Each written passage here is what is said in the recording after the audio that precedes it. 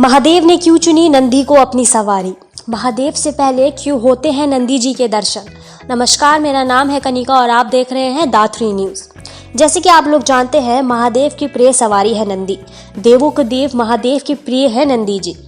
नंदी को भक्ति और शक्ति के प्रतीक माना गया है। कहा जाता है कि जो भी भगवान भोले से मिलना चाहता है, नंदी पहले उनकी भक्ति की परीक्षा जरूर लेते हैं।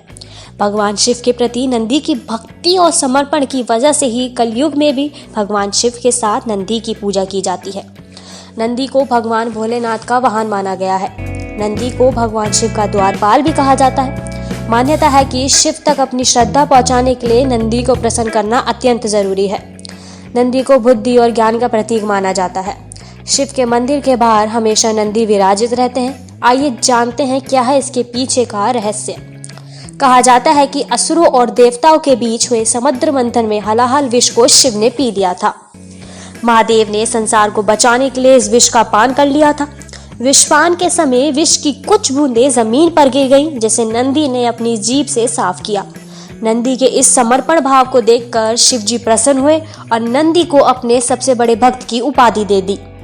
भगवान शिव ने कहा कि मेरे सभी ताकतें नंदी की भी हैं। अगर पार्वती की सुरक्षा मेरे साथ है तो वह नंदी के साथ भी है। बैल को भोला माना जाता है और काम बहुत करता है। वैसे ही शिव शंकर भी भोले, कर्मष्ठ और काफी जटिल माने जाते हैं। कहा जाता है कि इसलिए शिव ने नंदी बैल को ही अपने वाहन के रूप में चुना। नंदी की भक्ति ही शक्ति है कि भोले भंडारी न केवल उन पर सवार होते हैं, तीनों लोक की यात्रा भी करते हैं, बल्कि बिना उनके वह कहीं भी नहीं जाते। नंदी को भक्ति और शक्ति के प्रतीक माना गया है।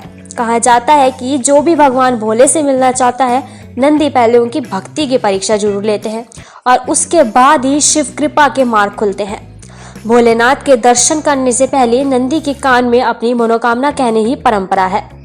भगवान शिव के प्रति नंदी की भक्ति और समर्पण की वजह से ही दोनों का साथ इतना मजबूत माना जाता है कि कलयुग में भी भगवान शिव के साथ नंदी की पूजा की जाती है।